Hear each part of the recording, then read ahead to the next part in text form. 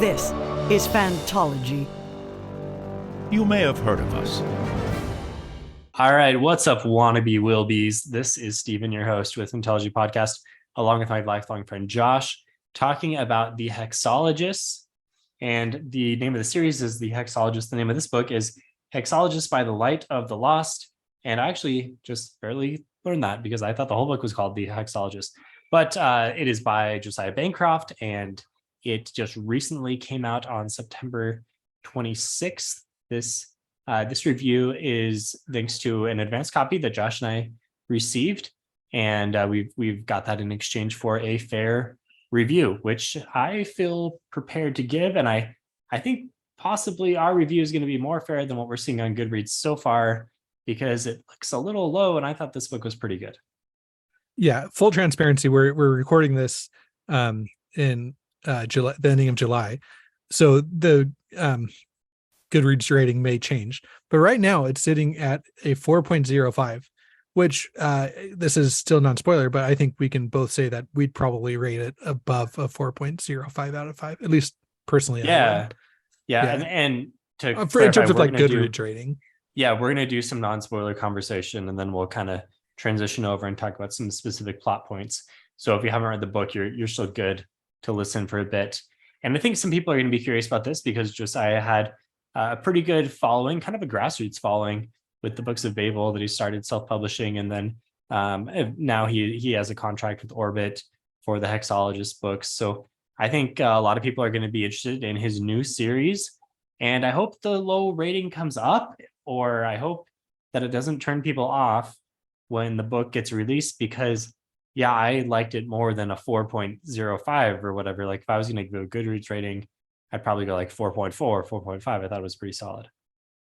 Yeah, and it's a little bit tricky because Goodreads doesn't really translate to like the rating system I usually do in Fantology. Right. But in terms of, I feel like a 4.05 on Goodreads, usually like good books are around 4.3, 4.4 on Goodreads.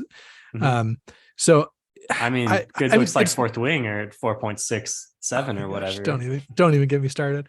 But 4.05 isn't like a disaster or anything, and I don't think it's an indication that people hate it. I've seen enough books where typically if I saw a book that I had heard about recommended, and I checked on Goodreads, if it's lower than like a 4.3 or 4.2, that means I'm going to have to check it out more. It's not like I can automatically take the recommendation. Fair enough. Yeah. Okay. I think that if that's the case, you pay more attention to Goodreads ratings than I do, but I would say that that's underrated for sure. I really, really enjoyed this book. I think that I was also a fan of the Books of Babel. I thought that it was a remarkable first series. I had nitpicks and stuff with the series, but I really enjoyed it. I think that this book takes a lot of the rougher edges of the Books of Babel and kind of sands them down and is more like of a polished version of a similar type vision of kind of like an eccentric protagonist, some whimsy, some just kind of different types of fantasy that you usually get outside the box type stuff. And distills it down in a much more concise and digestible manner. So I think that's a good way to talk about it. Let's just kind of talk about the book broadly, what people can expect, and then I'll give my hypothesis on why I think the rating's a little low, because I think there's a reason why some people may be turned off from the book, and it's going to be maybe something that people love or hate about the book. But yeah, so what is this book? Like Josh said, it's a little more narrow scope than Books of Babel. We're following two main characters, a man and his wife, or I guess maybe a wife and her husband, really, if you want to go protagonist and sidekick, because I think is the protagonist and Warren is kind of her sidekick.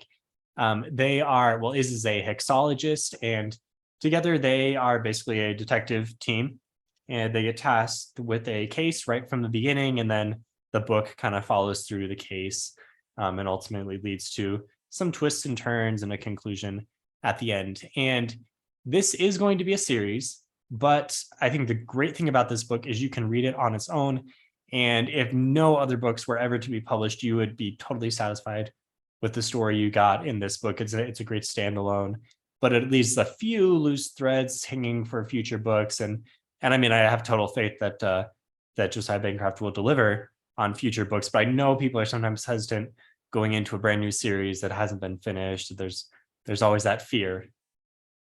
For me, I think plot wise, you're 100% correct. I think I would be pretty devastated if I couldn't get back to these characters. I think that some of these characters that he developed in this world that he developed, I would be really, really sad if I never got. Well, I'm another not book saying in it. that. I know what don't you're. want another book. I'm just saying the book wraps on its own, stands on the its book. own. It's a total stand. Like yeah, it's not like there's a big, huge cliffhanger that you need book 2 to answer in order, or 3 to answer, whatever. Yeah, I think that this is kind of compared, and you. It sounds like you didn't 100% agree with me, but this is more like, to me, a start of like a Dresden Files or an Alex Verus, where it doesn't seem like it would necessarily have to follow like the necessarily like a trilogy arc, but more is positioning itself to be more of a serial arc where it could have different different entries. And you had some thoughts about that, but that's kind of how I see it. So I could see it in the sense that you could have any number of cases following this one, right? And they could continue to build up the world, and that would be fine. But I feel like it would get a little stale around books, I don't know, maybe like 4 or 5. And obviously he could throw a big twist in there and spice things up. But I think with the current recipe he has going for this book, at least, I might get a little tired after a few. And I think the difference between this type of book and Dresden or Alex Verus is really just like the first person, because you get really attached to your first person characters. So whatever they do, you follow it. And I don't know, for some reason, to me, that just makes for a better serial series than a kind of outside of the box third person story. I'm having trouble putting my finger on it exactly, but 10 books of this just doesn't seem right. I feel like it needs to be a little more snappy. Fair enough. I think that I haven't read a ton, but this reminds me a lot more of kind of like Terry Pratchett or like Neil Gaiman, kind of those. Neil Gaiman doesn't really do serialized books, but like Terry Pratchett does. And so it kind of reminds me more of those than maybe those would be a better comp than like than something like Dresden or Alex Verus, because you're right, like it's definitely a lot different than those in a lot of ways, but I could still see it. I don't know, I think I would be kind of disappointed if this was just a trilogy, because it doesn't really frame itself as like, oh, here's the ending. Kind of, you think about a lot of trilogies like Mistborn or whatever, you can see the end of the trilogy where they need to go from the outset. You know what I mean? Like there's this big problem that they need to solve. There's going to be a lot of other problems along the way. Right. Boom, boom, boom. Like this doesn't really position itself like the start of a trilogy. Yeah. Like this one, first sentence of the book tells you what the problem in this book is, and the problem is resolved by the end of the book. And there are other things, but those are just minor things at this point. Yeah. I could see like 4 or 5 books, and I haven't read very much of Gaiman or Pratchett either.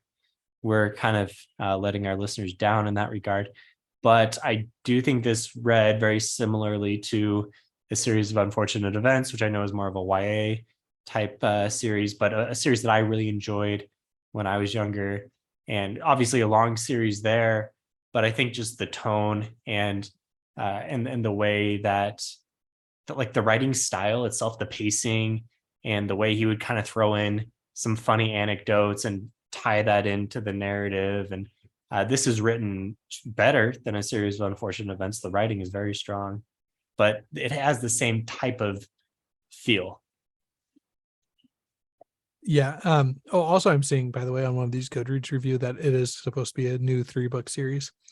So maybe because I read like the Orbit new press release after he signed the contract. I never saw a number of books, but it might be. I don't know.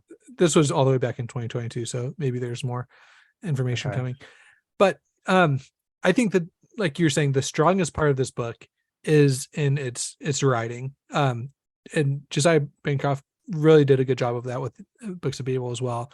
Like just the prose, the turns of phrase, like every page you're gonna stumble on something which like intrigues you or is delightful or like makes you chuckle. I just feel like it's scattered so much through this book, and that's honestly the plot and the plot and the characters were both strong, but that for me is what really elevated this book. Yeah, it's not and- often that the prose Yeah. is the thing that carries the book. Like that's the reason. That's almost the main reason why you're reading, because you enjoy the experience. And the thing, what I think really attracts me to the prose about this book is that I think it helps you connect with, especially Iz being the main character and Warren as well, like kind of those being the two main characters. I think that the prose in some ways like almost help you get to know those characters better, because those characters are so eccentric and kind of whimsical themselves that having the prose be the way that the story is told helps with that character development in like a weird way. And helps that- create the world too, because the world is this, it's described as an alternative reality urban fantasy.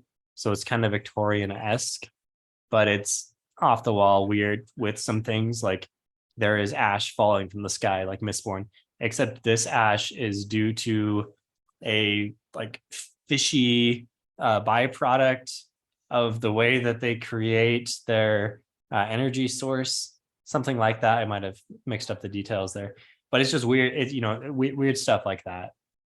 Mhm. And there is magic. I was again skimming these good reviews, and one of them was kind of complaining about the amount of magic in it, which Too much I or think too it's kind little? of too much, having too much magic, which is Mm. kind of interesting to me because it's called the Hexologists. Like if a book was Yeah. called like the Magicians, which I know the Magicians is a series, but you probably wouldn't complain that there's too much magic in a book. Maybe called- they wanted more of a like strictly defined system. In this Yeah. case, there are some rules, but kind of just breaks rule. I mean, not breaks rules, but there are times where problems are certainly solved in ways you didn't expect because you're not necessarily This aware of book- all the magic can do. This book kind of reminds me of how Harry Potter treats magic, where it can kind of just do whatever the author wants in the moment, which isn't like necessarily like a super bad thing, you know, but like you definitely don't really have a good handle on what magic, how powerful magic can be throughout the book series, I don't think, or throughout the book. Like in some ways, is kind of limited by the way she can do magic, and then somebody else or even as herself will be able to do some like super cool thing with magic.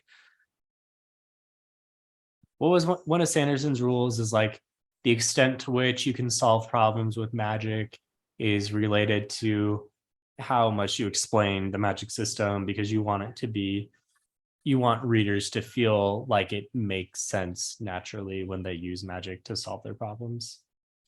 Yeah, but I feel like this breaks that rule, but does it in like a strong way. Like kind of rules are there and you can break them if you know why you're breaking them. I feel like that's kind of what this book does in a sense. And I think the tone also kind of contributes to that, because reading through the book, you never take anything too seriously. Like there's no foreboding, ominous tone of impending destruction or anything. You kind of figure that things are going to work out for them in the end, and somehow they'll be able to solve the case. Like it has this positive tone throughout, but it's also this goofy tone. So if something off the wall happens, like that's fine, because the way the book has been written is setting us up to expect humorous, witty ways of that the plot would unfold as well. Yeah, I agree with that. I think though also the Books of Babel did a good job with this, is there are still impactful and emotional moments that happen throughout the book. Like there are some like sad things that happen. So I feel like those are almost they hit a little bit harder even sometimes, because most of the book is so whimsical that like when something really sad does happen, that does hit hard. The other thing I wanted to talk about, which we've kind of danced around and mentioned, is how strong of characters both Iz and Warren are. And one thing I really appreciated about these characters is their relationship just as like a strong married couple. I feel Mhm. like it's not very common in books where you get like a married couple being the main characters, because you want that, I think authors typically want the ability to, have like a new romance or whatever be part of the book when it works for them. But Yeah. like And they probably also want their characters to be pretty independent in that, anything that comes along, they'll be able to jump into it at a moment's notice. And it may be a little bit trickier to execute that if you have to have two characters in Mhm. everything. But this does such a good job for me of like both the characters are strong on their own, but you can definitely tell that they're stronger together. You get the sense that they have this big long history together and like know what each other's strengths and weaknesses are and are there to Mhm. support them. Like it really was a kind of touching to me to see a married couple presented on as like the main characters in a book in such a way. I Yeah. don't know, like that might sound corny, but No, I like liked it. they're married, and it's cool that they're married and they have a great relationship, and would do anything for each other, and like their relationship also defines who they are as characters, but also highlights their differences and strengths and weaknesses. And yeah, I Mhm. thought it was a really nice touch. Yeah. And then just each one of them as characters, like you just grow to really, they're so well defined. Like you just totally get the sense of like independence and like strength from her. And Warren, you just Mhm. totally get the sense of, I guess, also independence, but like quiet strength and like wanting to hold back, but still being Right. really strong. I don't know. I'm kind of stumbling over my words here, but They're strong. They're all they're strong. strong Yeah. and independent. But Yeah. I don't know, like just in ways that you don't typically see. Like Warren's not gonna walk in there and make everybody scared with how he approaches things. But if somebody were to throw down, he'd be like definitely there to Mhm. um show up and help out. Yeah. But Yeah. No, they make a great team. And they are very well defined. And I think they really carry the book, those two characters, appropriately, right? They are the hexologists, they are the team, they're everything about the story. Okay, so the reason why here's my hypothesis of why I think some people may bounce off the book.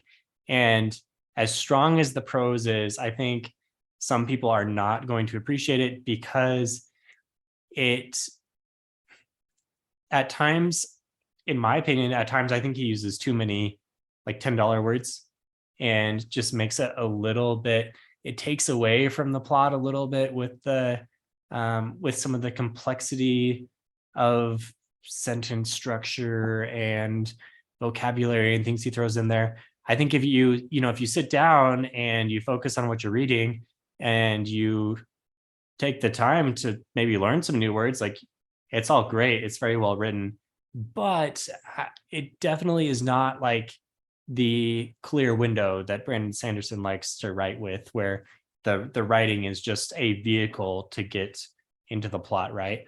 This is very much a stained glass window of there's a plot there, but you do kind of have to look through the rose tinted window. But when you do, it makes it all the better for it. But honestly, there were times where I was like, this is a little too much. Like, I don't need all of these $10 words. Let's cool it down a little bit here. We could probably, I think it might just be a little more snappy. So I think is a little bit of a worst of the best thing for me. I don't want to do that quite yet, but that's what I would have to go with, where I loved a lot of the prose, but there were times where I thought it was a little much. And I think some people are going to immediately be like, this is a little much. This is not how I like reading. It's too much of a chore, and that may turn people off. fair enough. Yeah, I don't think you're wrong there. Um I don't think it really affected my reading experience that much, but I wasn't getting bogged down if I didn't know a word. I feel like you would be more bugged than I am on that. I feel like if I have the context of what's going on and I don't know a word, I'll Yeah, just keep reading. Whereas I I know mean, you would be more bugged than that well, than I would be. there are definitely, yeah, context is usually enough, but there are times where I'm like, what does that word mean? I want to know. And then after like the 10th time, I was like, I don't want to do this as much as I'm having to do it. It's my same frustration with Malazan. Like, just cool the vocabulary a little bit, and I would like Malazan a little bit more. Nice. I'm really confused as to this rating. Like this, okay, sorry, this is just befuddling. This You're is a scrolling through some 3-star. reviews. Yeah, I'm just kind of. So this is a 3-star rating. In the Hexologists, we follow Isolde and Warren, a married couple of investigators in a magical world. The two are a match, man, wizard in heaven. I'm just going is not our enchanting protagonist that steal the show. Bancroft has conjured up a cast of supporting characters that are delightful, and it's a cauldron bubbling with laughter from Isolde's whimsical mother to a certain eccentric wizard. Each individual adds their own sprinkle of magic to the mix. The world building is magic, introduces readers to a realm filled with diverse magical practitioners, mystical creatures, and assortment of spells. The mystery at the core of the story is intriguing, and the gradual reveal is satisfying. All in all, the Hexologist is an enchanting and thoroughly enjoyable magical mystery novel that I would recommend. I'll definitely be continuing the series, and I can't wait for more people to read it. I think that's a great review, and it's 3 stars. It's like a 5-star review. Nice. And when there's only 30 reviews there, that's come on. Come on. Yeah, that's lame. That's totally lame. I don't know if you're on Twitter very much, but do you ever see Joe Abercrombie tweet out low reviews? I've more heard him. I've heard of this practice. Yeah, it's funny. I mean, some of them are like real positive and it's 1 star, and then some of it's just like, this was crap, 1 star. Yeah, I think that's maybe very honestly, therapeutic as an author to just be open about it. Like, some people hate my book, and that's okay. Yeah, but a review like that is just very intriguing to me. Like 3 stars for a book that you call. I don't know. Go down a rabbit hole and find that user and see what books they do like. 5 stars. I don't know. I feel like they misunderstood the assignment though. Yeah. All right. Well, that's our non-spoiler. I think we both say we recommend it. I do think there are going to be, like, I understand why some people may not like it, but come on. There's not. Well, yeah.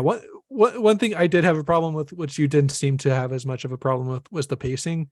I do feel like there were some moments where it built a lot of momentum and then come screeching to a halt to go on like a little side quest. Yeah. And so I know you said in Discord that you didn't feel that as much, but that was probably. Well, I don't think you're wrong, but it just didn't bug me because I thought that was aligned with the tone.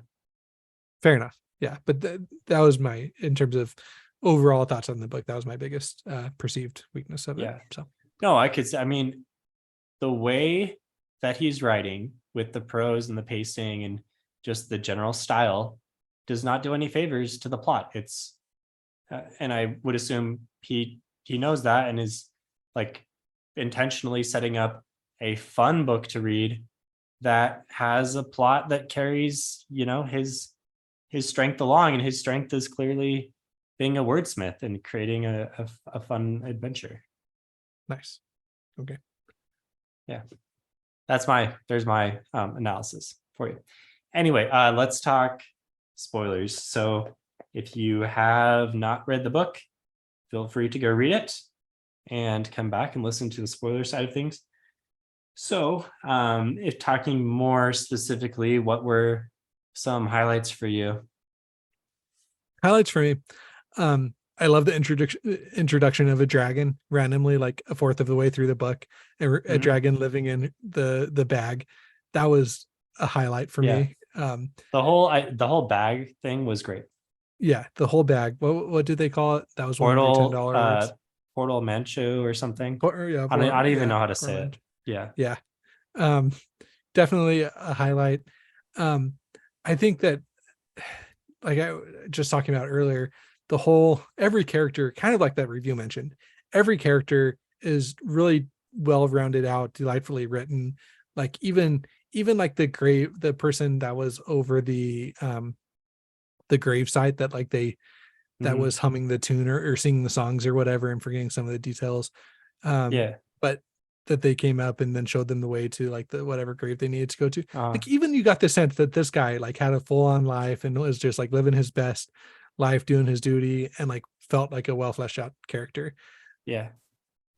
I think it is maybe a little disappointing that the cast of characters that we care about is not huge. Like the grave digger guy was cool, but he's very doubtfully gonna show up again. I think, and it's tricky because like with something like Dresden or Alex Varys, which I think are, yeah, I'll give it to you, they are comparable. We have our cast, and then they slowly kind of add on some recurring cast members, and some of those get elevated to main cast by season 4 or whatever.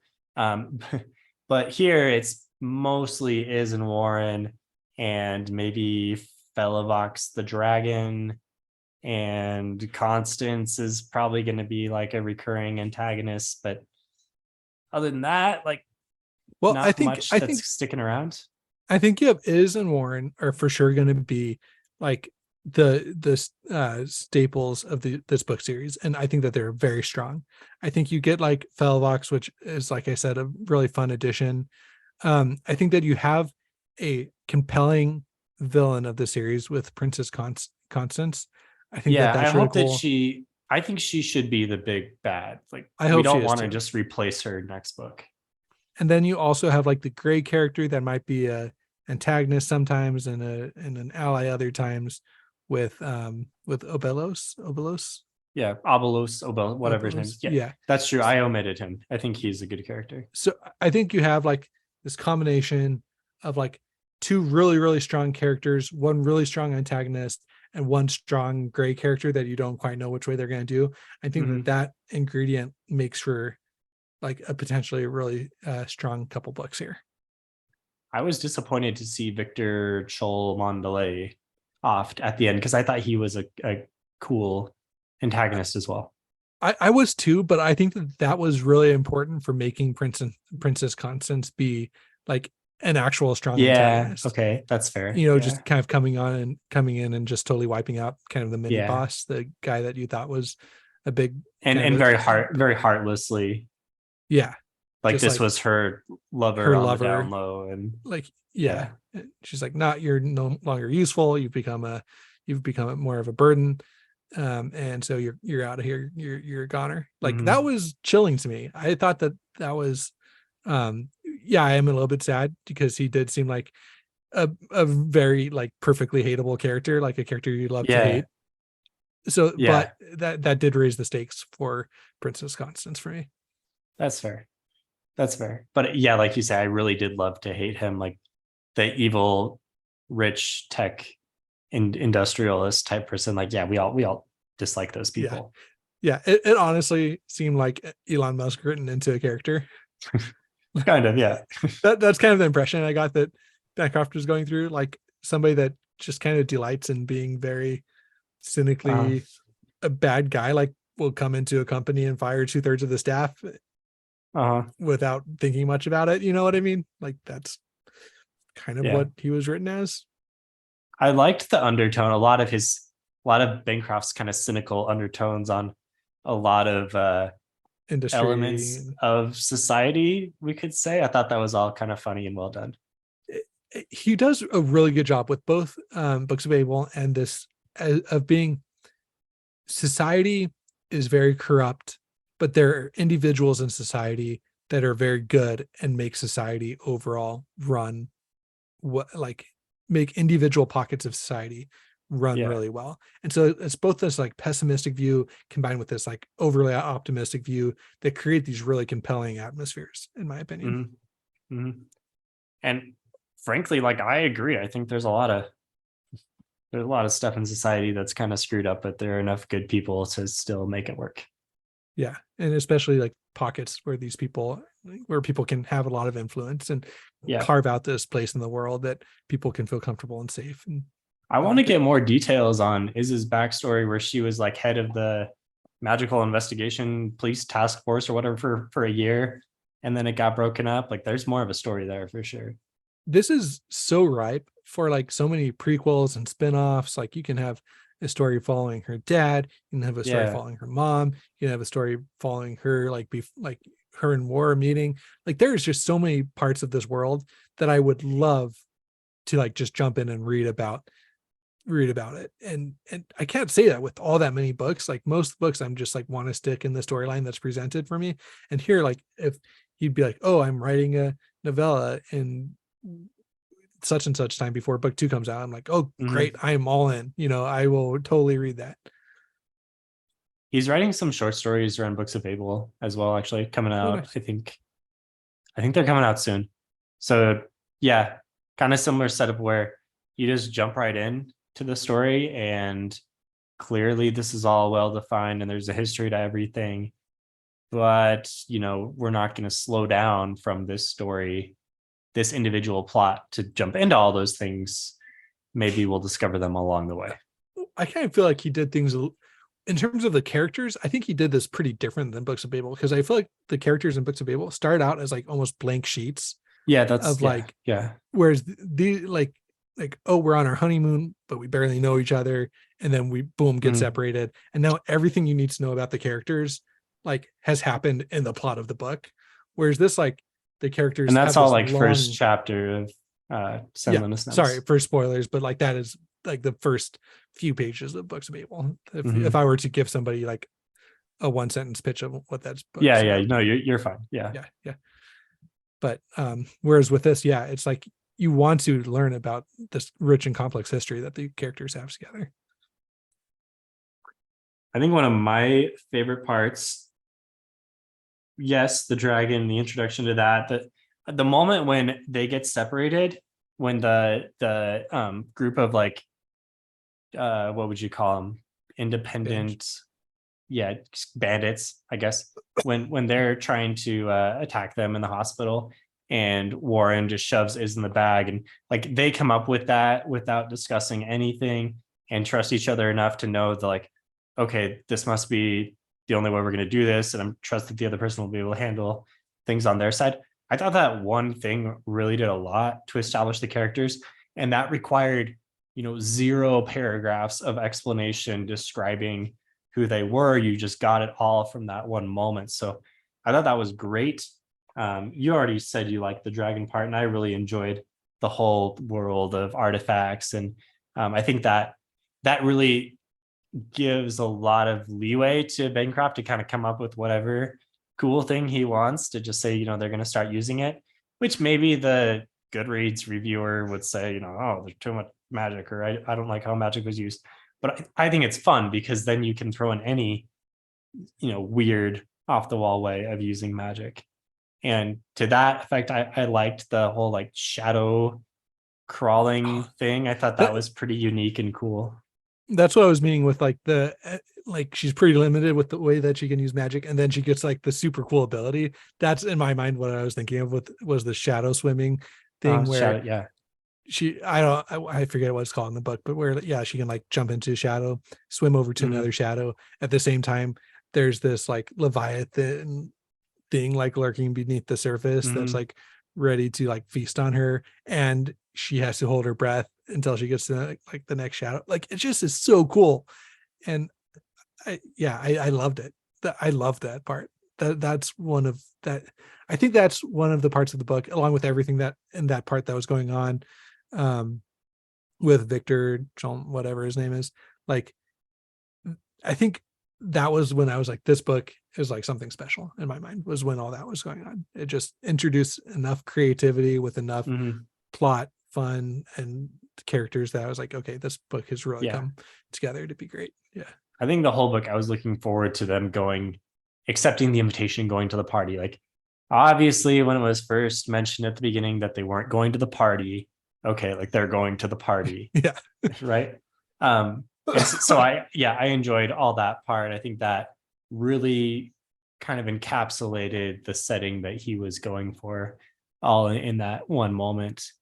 One thing that I wish we got more of was the reporter guy, who I think we only saw him like twice, but I think he makes for a funny antagonist that should pop up more.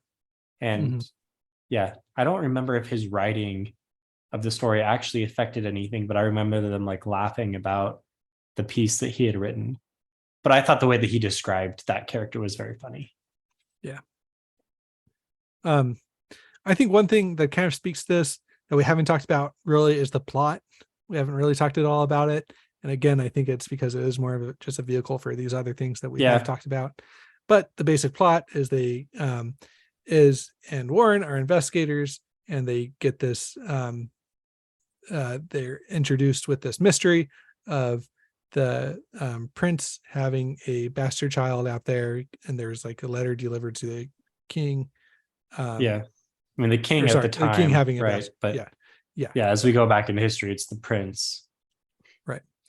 And I will say that I did think that this got a little bit convoluted throughout the book. Everything did make sense at the end, and it was cool how, you know, there's a lot of misdirection, and but again, it was a little bit convoluted for me. I don't know, what did you think? I thought it was fine. I didn't think it was too convoluted, but I also was not super attached to what happened. Like, I figured there was going to be a twist, and it seemed like it followed the recipe, let's say, pretty to the T for a mystery novel, which was interesting because the rest of the tone in the book did not follow the typical way that you would write a fantasy book, right? Like, it's all very unique, but the plot itself was fairly straightforward. They think they solve it, it's all good, and then all of a sudden here's the twist, and it wasn't actually his child, it was the king's. And like, it all worked. It was a good plot, and I don't think that I necessarily anticipated the twist, but when it happened, I wasn't like blown away. I was just like, okay, cool. Yeah, I mean, that's kind of where I was at too. And I think that there are clues, like if you were to go back and reread it, I'm sure there's like plenty that you could pick up on. I'm sure some readers will be able to figure out each kind of twist and turn that happens. It wasn't convoluted in a way that really at all affects my enjoyment of the book, but just in the sense that, like, I don't know, I feel like there are some parts of it that could have been a little bit more explained a little bit more clearly, I guess. Like, I think part of that is that a lot of the mystery happens because of decisions made by characters in the past, and you don't really have a great insight as to why they're making those decisions. You know what I mean? Like, you get the sense that the prince and Adderton, who is like one of the generals or something in the army, right? His buddy lieutenant guy, His buddy lieutenant. Like, you have a sense that there's this friendship there, but then he won't like take the fall for resiring like this bastard. And so that's kind of like the whole conflict. And it just didn't really seem that impactful to me when you realize that was more the prince that killed Adderton. You know, that whole twist to me, like, it was fine and it worked, but like, I had no real connection to the characters. And so I think it fell a little bit flat to me. Yeah. And it kind of affected, I think, how I saw it. It would maybe have been more interesting if we had a relationship with the current king, who was, out of his mind and sick the whole time. So we have no idea. Like, I have no idea if this current king is any good or not. It seems like everyone loves Constance. And so and with kind of the general sentiment of the book, it seems like this king is basically like Louis the 14th or something. But it maybe would have been more interesting if we liked the king or had some relationship with him, and then it was revealed that like he was. But I guess that's kind of what we got with Constance. Like, we liked Constance, and then it was revealed that she was actually, the evil sorceress. Yeah. What so maybe that really already happened, but yeah. Sorry, go ahead. What I did really like is the way that they find all the clues, like whether it be going and having to like, it was all unique, right? Like, those like banshee things that they had to get past in the graveyard. They go into they go into like the necrosphere, some kind of realm of the dead in between thing, and the nether. I think they're called nethers. They have to fight those off, and that was all a very cool scene. And the the playing of their memories, but the important memories were kind of I need a Josiah Bancroft word. The important memories were they were covered up. They were okay. I can't come up with a good word on the fly. Shrouded. Shrouded's a good word. Yeah. It's So a $5 word, not a yeah, $10 yeah, word. yeah. Just I'm sure there's a better word for this situation. Obfuscated. Obfuscated. That's a good one. Okay, That's a good one. there we Yeah. are. Okay. Yeah, right. So that So was it kind one of way. And then when they interviewed the midwife and got her view of things, that gave us more clues.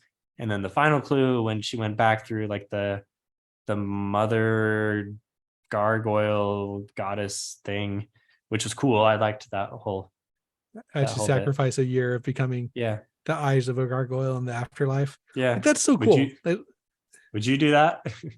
Well, it's interesting because I think that went a long way to defining Iz's character, is because she didn't have to do that. Like, everything was kind of wrapped before she needed to do that. I mean, it was good that she did, right?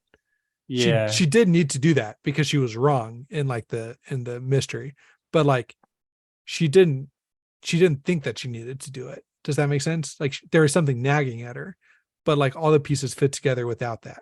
Right. But she trusted her gut enough to be like, dang, this is actually worth sacrificing a year of existence in order to like confirm that I was right, because something feels off. You know what I mean? It's like, the way I'm thinking about it is like, if you go back and you check your work on a test and you're like, this doesn't seem right to me. Like, I can't pinpoint what I did wrong, but it seems like something is wrong. You know what I mean? And then like, so do you just hand it in and potentially miss the question, or do you spend another hour trying to get 100%? right, exactly. And so Iz is the type of person that would be the last person on the test working and eventually either coming up with like a new mathematical proof for why she got the answer that she did, or like getting the like figuring out what she did wrong and getting the correct answer. Right, you know what I mean? Yeah. Like, yeah. That kind of goes to show you what character she is. And I think it's interesting that her decision-making process in thinking about the year of her life was all around Warren. Like, yeah, would Warren understand? This would be a year away from him. And I think she arrived at the conclusion that like, yeah, we don't even need to discuss this. Like, he would understand that I need to do this because this is who I am. Yeah. And then there is her backstory with Obolos and getting one of the clues. I'm forgetting which clue exactly she got from him, but I remember that was like a cool introduction, and the way that he just kind of like threw her out of there with with like the monster in the water or something. Yeah. Honestly, I don't remember what she got from him either, but I think at the time I was thinking this wasn't super necessary. Well, I think he was the one that told her about the 10 kids, like about Victor. I think he was the one that pointed her in Victor's direction. Oh yeah, because he had some connection to her family. Yeah. To Jess Bluss's adopted family. Right. Yeah. But it was a pretty minor thing. Like, she definitely could have uncovered this in some other way. It just was kind of a vehicle to introduce this guy. Yeah. And yeah, he seems like he'll be cooler in the future books. He didn't really do that much here. Yeah. It seems like to me, we need a brooding male, and he fits the bill. It seems like to me what's going on is we have Obolos and we have Princess what's her name? Constance. And they probably are like trying to like get these factions together and like kind of go head to head, because they're both like what we think are sorcerers, right? I don't know. It seems like Obolos is just kind of, he's a wizard, but he's just kind of chilling. Yeah, but I think he's chilling, but I think he's probably working behind the scenes to consolidate some power. That's my prediction. Okay. I mean, we know his tab on the stone goddess gargoyle is like 30 some years. So yeah, so he's clearly definitely he's a hard worker.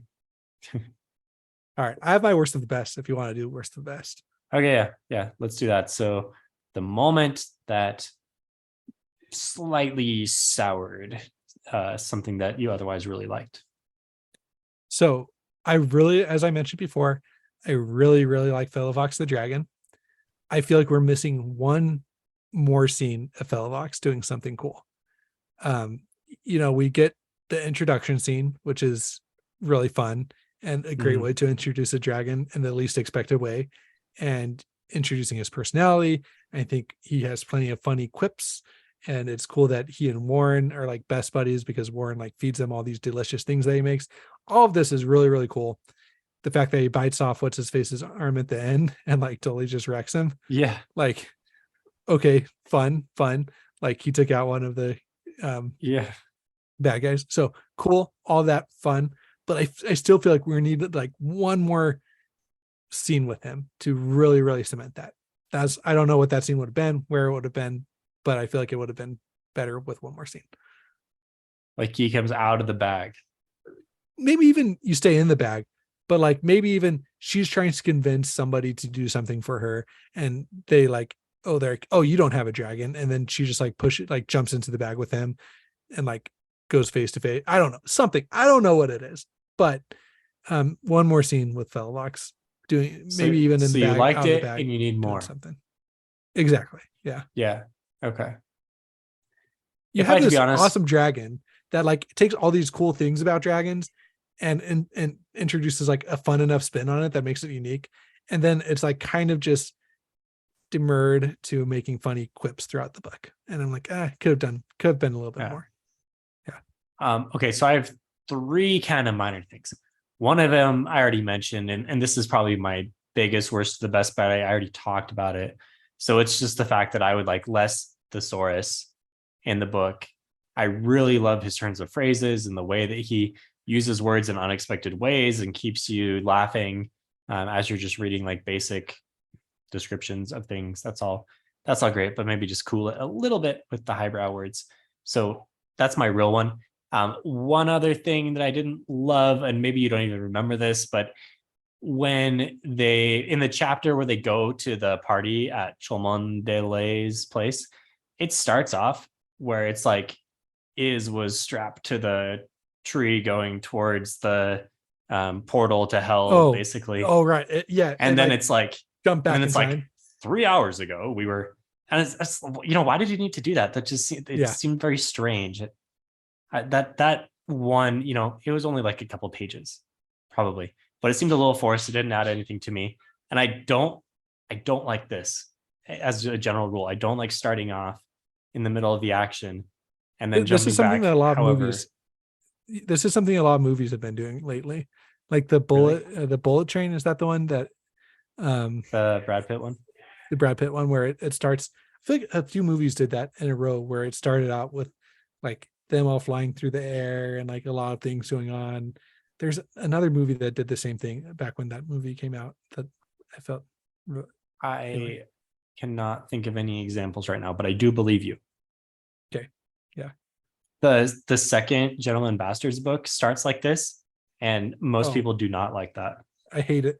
I honestly put down that book for a long time because of the way that started. It annoyed me so much. Yeah. I don't understand why this adds.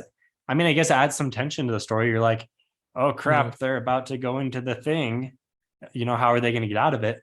But I mean, come on, we're reading a story. We know that eventually they're going to have to face the whatever it is. Like, it's going to be exciting. You don't need to tease at the beginning. Agreed. Yep. Yeah. But that was like literally 2 pages of stuff, and then it was back a few hours ago. So real minor, real nitpick. One other thing that I understand why this happened, I just didn't like it. I didn't like that Iz left Warren after he was injured and unconscious, and like kind of like he wasn't necessarily near death. She basically knew that he was going to recover, but I feel like she didn't know all the way. And I just felt like it's a little cold-hearted. And I know that she is. Like, she's not cold-hearted is kind of the thing. She has that exterior, but at her base, I feel like she's a real loving person. So I don't know if I think that she would really do that. I feel like she would stay with her.